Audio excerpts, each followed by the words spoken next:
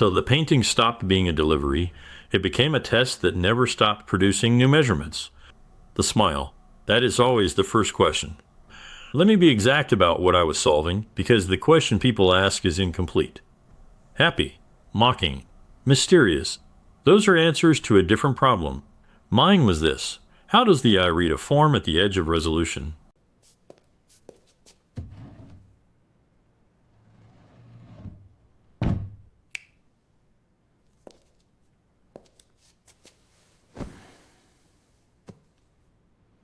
Details make perfection, and perfection is not a detail. I am Leonardo da Vinci, and this is my autobiography.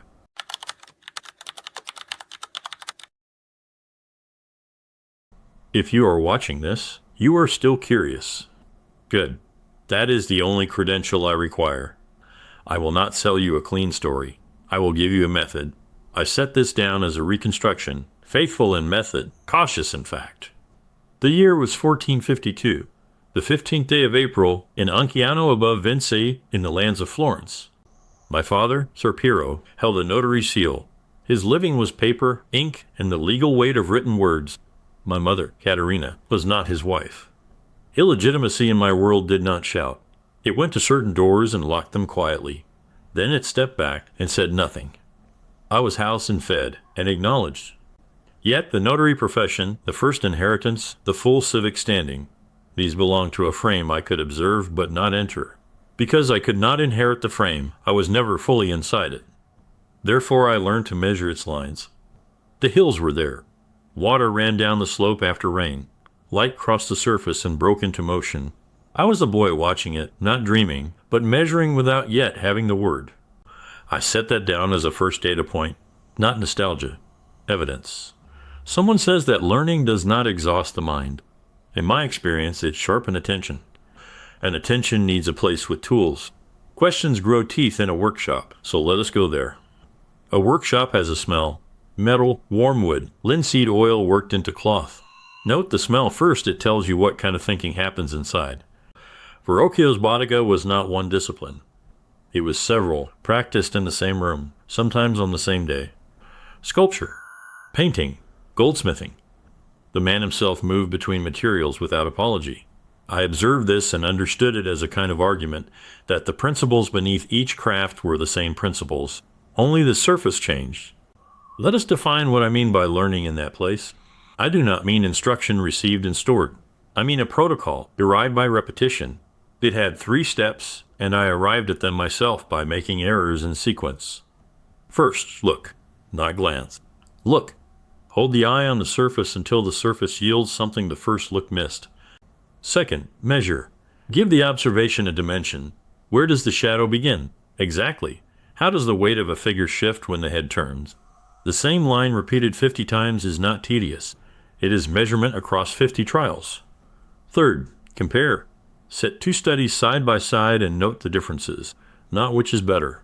What changed and why? There is a story told, I will not repeat it as fact, in which my master, upon seeing my hand in a painting, set down his brush and never painted again. That story is too clean, because what actually happened was quieter and less dramatic. I looked at a surface longer than was required. I saw gradations of light that the original design had not accounted for. I tried to render what I actually saw, rather than what the commission expected. I set it down as a conjecture that this is what people later called surpassing a master. I would not use that word. I saw more. That is a different claim, and a more verifiable one. If you doubt it, set 2 drawings beside each other and measure the atmosphere between a figure and its background. Note the differences. The question is not who is better. The question is what was observed. Obsession is a method. Arrogance is only a claim. Note the difference. It matters more than most will admit. Florence had patience for obsession. It had made men rich in buildings permanent, but Florence also had conditions. It required delivery. Florence loves obsession, as long as you finish and deliver. Now let me be exact about what they felt like from the inside. Recognition arrived. I note it without ceremony. It arrived, and it carried a particular weight. A commission is a frame before the painting exists. The subject is already chosen. A saint, an altar, a story the congregation already knows. Your task is to fill that frame neatly. I could not do that. No, let me be more precise. I could have. I chose instead to watch what was happening inside the figures. The air around a body, the motion of a crowd before it understands what it is witnessing. Those things interested me more than the delivery date. Consider this. There was an underdrawing. You can still see what it was becoming. The composition held more figures in more states of movement than was typical for Florence at that moment. I set it down and left for Milan. Do you finish things just so you can say done? I ask that without contempt. I ask it like a measurement problem. When you call something complete, what exactly is completed? The surface is resolved. The contract is satisfied. And what was still alive in the work, what was still becoming, either gets sealed underneath or abandoned half finished on a panel in a monastery. The frame was not malicious. Florence did not mean me harm. The frame simply had a size, and it was too small for what I was trying to measure. But Florence had another condition, quieter, made of paper. In 1476, I was accused over a private matter and named as a crime. The charge did not hold. It dissolved for lack of proof, but a mechanical lesson remained. A city can tighten a life with one word, written once, then repeated by mouths that did not see. Therefore, I kept my notebooks closed, not for secrecy, for control of what could be misread. This is not a complaint. It is a structural diagnosis. A thing too large for its container does not blame the container. It moves. Milan was not escape. It was the next logical step in the experiment. I wrote a letter and listed what I could offer a powerful man. 10 capabilities. 9 were military, portable bridges, tunneling under moats, armored vehicles, devices for naval assault, methods for breaking fortifications and for building them, siege machines that could be taken apart and carried. Painting was 10, placed there deliberately like a hinge. People read that and assume I was hiding who I was. I was not. I was speaking the grammar of power correctly. A duke who wants beauty does not survive to commission it unless he first survives. Therefore, defense first, then beauty. Observe this. To enter a new system, you must speak its first language. In Milan, that language was force and fortification. I learned to speak it plainly. I studied canals too. The push of water in a narrow channel, the force at a bend, the sediment left behind, the efficiency lost at a poor angle. This is not separate from painting. It is the same question. How does a force move through space, and what does it leave? And then there was the horse. A colossal bronze monument meant to stand taller than 7 men. Years of work? On weight, structure, casting. The clay model drew crowds. Then the bronze was diverted. Cannons were needed. War does not wait for monuments. The model was ruined. I noted without theater. The object vanished. The lesson remained. Power cannot be frozen. It flows. In 1499, the system collapsed. Ludovico fell. Milan changed hands. I moved. And somewhere in that moving between one city and the next, between one patron's demand and another, I found the only condition in which I worked without friction. A bird in descent. The angle of wing against air. Here I was most myself. I had watched water for years, its turn at a bend, the spiral it makes in a narrow channel, the way it deposits and erodes according to forces you can measure if you are patient. Then, watching a bird hold steady in wind, I wrote a new sentence. Air is an invisible river. It presses, separates, curls behind a surface as water curls behind a stone. The rules are the same. Change the medium. Keep the geometry. If you doubt it, draw a cross-section of a wing and of a fish. Compare. The question is not which came first. The question is what principle both shapes answer. I drew wings for years. I proposed a machine. It did not fly. Data, not defeat. The notebook stayed open. The next page asked a better question. I found shells in mountain stone, far above any present waterline. I measured the layers and read a sequence. The earth required more time than common reckoning allowed. Not philosophy. Measurement.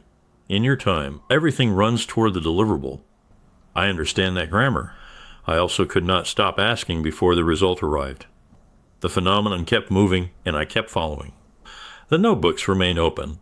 That is the method. The next city was Florence again, and the work waiting there was unlike anything I had tried before. Back in Florence, one surface was waiting. No, let me be exact. The surface was in Milan still, before the collapse, and it was the largest problem I had yet set myself. A wall in a refectory. Men would eat across from it every day until they died. What do you give people who must look at the same image daily? Most painters would have given comfort, bread, cup, ritual. I chose a different instant. John, chapter 13, the announcement of betrayal, not the resolution, the moment before it, when the sentence is still in the air. The same words strike 12 faces and pull 12 private truths to the surface. I needed every hand to confess something. I needed the light to fall differently on each figure. And I chose the method that allowed revision. Fresco dries fast. It forces decision. I worked on dry plaster instead, so I could return, reconsider, correct. That choice cost the painting its permanence. It began to separate from the wall within years. I accepted the trade. I wanted closeness to the thing more than endurance. They say I would stand before the wall for hours without touching it, and then work from first light to last. I believe it, not as romance, but because the problem demanded that rhythm. One sentence had to pass through 12 minds at once, and each mind had to reveal a different truth. Shock is not guilt. Love is not calculation. Survival is not devotion. I had to make those differences visible without turning them into theater. That is where I learned something I did not want to learn. Perfection is often fear. Sometimes the hand cannot execute what the eye requires. Sometimes the work remains unfinished because finishing would mean admitting, quietly, that this version is the best you can reach. And the body carries the same problem. I began to study it the only way I knew, by looking closer than was comfortable, not with paint this time, but with dissections. The body carries the same problem I saw in the refectory wall, only now the body is not seated at a table. It is a horse in panic, a rider gripping leather, a man pulling another man down, and the moment when a human being stops thinking in sentences and becomes only motion and force. I did not want war to look heroic. I wanted it to look true. When pressure rises, the face changes first. Teeth show, nails bite, sweat shines where fear has no language. That was the commission. Large in ambition, large in surface. I built the central struggle carefully, the fight for the standard, horses colliding, bodies twisting as if the whole scene were one tightened rope. The cartoon drew crowds. People recognized something in it they did not like to name. Then I carried the method to the wall, and the wall refused it. Heat was meant to fix the medium, but the color ran before it could hold.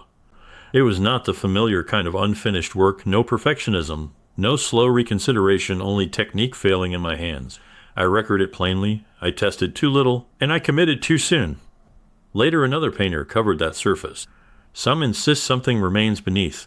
Perhaps lost things pull harder than found ones, so I do not linger. The next problem Mona Lisa was already waiting. The Mona Lisa was waiting, but first came Borgia. Cesare Borgia. I carried a patent that opened his roads to me, and I crossed his territories as an engineer with a pencil. I measured walls, traced angles, counted distances, watched how a town defends itself when fear is the governor. I drew a mola as if seen from above, built from calculation rather than vantage. The accuracy mattered because accuracy is power in portable form. A commander moves faster when the ground has been reduced to numbers. Borgia understood speed, fear, control. He treated terror like a tool, applied where it bites, withdrawn before it dulls. I observed the mechanism with the same attention I gave to water in a channel, and I worked. A line on paper can decide where a man enters and where he falls. This is the part that does not resolve cleanly. The map is beautiful, and it is also an instrument. Once knowledge leaves your hand, you cannot command its use. I knew that in air and water. I learned it again in ink. In the spring I left his service and returned to Florence. The next commission asked for no walls, no roads, only a face, examined for a very long time. But before I name that surface, let me show you where I went between every commission, between patrons, walls, failed methods, and strategic letters. I went into the pages, into the notebooks. 7,000 sheets survive. What I originally set down was likely far more than that. The number matters only because it reveals the proportion. What you can hold is already a fragment of what the thinking produced, and the thinking itself was only a fragment of what the phenomena demanded. The mirror writing is no mystery, no code. I wrote with my left hand, quickly, as a habit. Sometimes for privacy, yes, but mostly for speed. The hand moving toward the body moves more cleanly. Mechanical fact. Imagine one ordinary page. Cat, water, shadow, gears, heart, cloud. All in the same day, each complete, none explaining the others.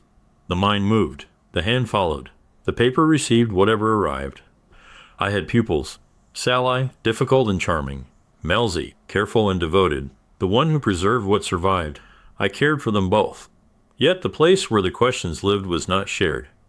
This is not a complaint. It is geometry. If you ask faster than anyone around you can follow, solitude is the natural shape of the work. I was sociable at table, they say, and I believe it. But in the interior labyrinth, I walked alone, and often willingly. Solve one question and two are born. That is not a failure. That is the condition. And still, one face kept pulling me back from the pages. Before that face, take this drawing and the proposition behind it. Mark this. The human body fits inside a circle and inside a square, not roughly. Precisely, when proportion is observed and measured. The navel is center of the circle, heel and crown as anchors of the square.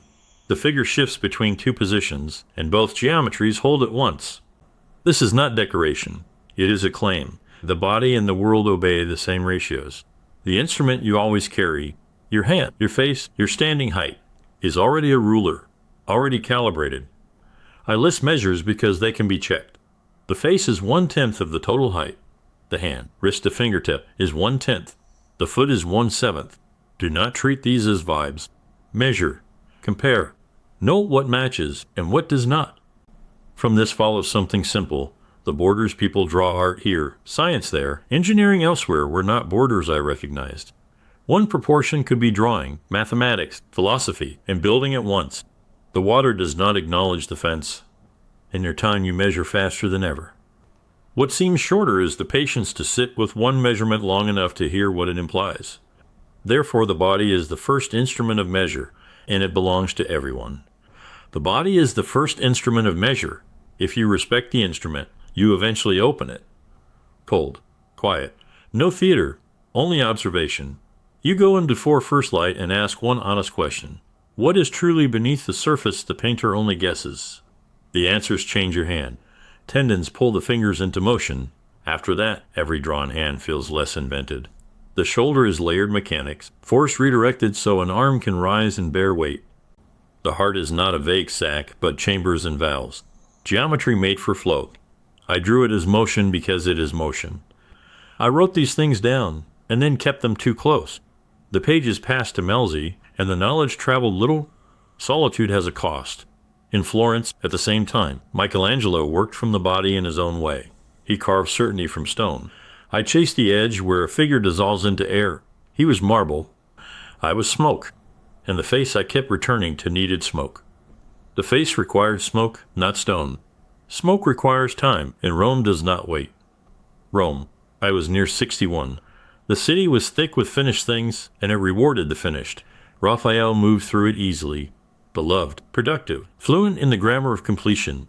He delivered on time, at scale, with a warmth that power notices. I say that without contempt. It is simply a method that fit the city. Michelangelo had just completed the ceiling.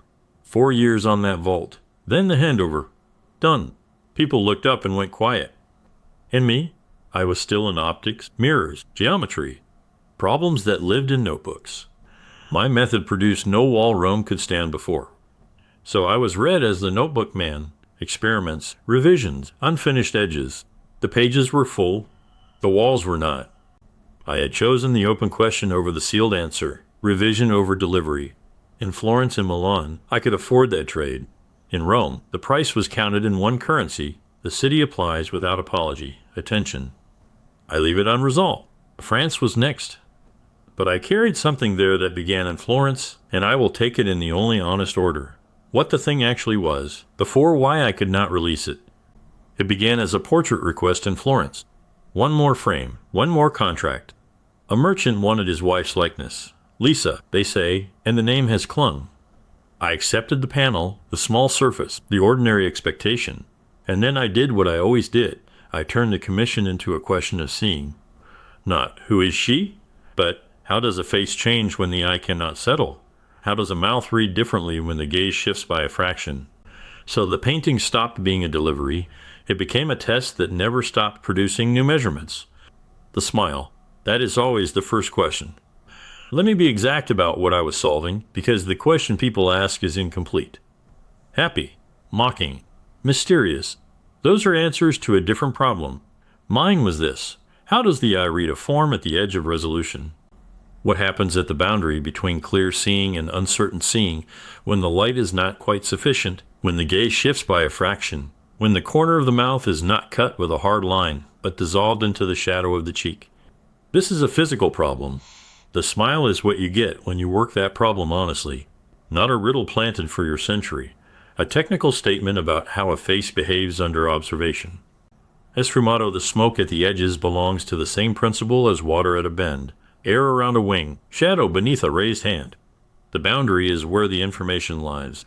Define it too sharply, and you kill what is true about the transition. The landscape behind her is geological, not a named place, but an assembled terrain, stone, water, time, measured, and therefore slightly strange. I never returned the painting. The experiment was still running. Every time I looked, I found another question, not a final answer. I carried it through Milan, through Rome, to France. For years, the same panel, the same face, still open. Cities change, a face stays. I cannot say more about the face than I have said. It remained with me in France, still open. France arrived not as rescue, but as a rare condition. They placed me at Clou, what you now call Clos-Lucé, near Amboise. A house with quiet rooms, a little distance from the court, and enough space for papers to multiply without apology. The condition was simple, time without a knife at its throat. Francis required nothing urgent. No delivery date nailed to the day. No rival work across the wall. No city weighing my worth against another man's finished ceiling. Mark this, I was given a house, a title, and the company of a king who asked questions, and waited for answers. I was perhaps 64. The notebooks kept filling. Then the right hand slowed. Let me be exact. A visitor in the autumn of 1517 noted it plainly. I am left-handed. Work continued, but it reduced. I set that down as data, not elegy. They saw 3 paintings in my room. The face, a figure pointing upward. A woman with a child and a lamb, still not fully resolved. 3 surfaces, still present, still not closed. The work does not ask permission to remain open. And then the body did what bodies do. The breath shortened. The distances between days became small. On the 2nd day of May, 1519, in that final room near Amboise, the instrument stopped. The notebooks did not. The questions did not. They simply changed hands. So if I speak to your century, I will not offer wisdom received. I will offer method observed. Look longer, not harder, longer. The surface will yield what haste cannot. The quiet hinge where light becomes shadow, where an edge stops being a line and becomes air. Do not worship the borders between art and science. They are paperwork. Water does not know them. Light does not either. What is true remains true, no matter which door you enter to name it. And do not chase finished at the cost of honest seeing. I learned, slowly, that a sealed answer is not always a true one. Leave the page open one day longer, if it becomes truer. Now turn off the screen. Look at the world.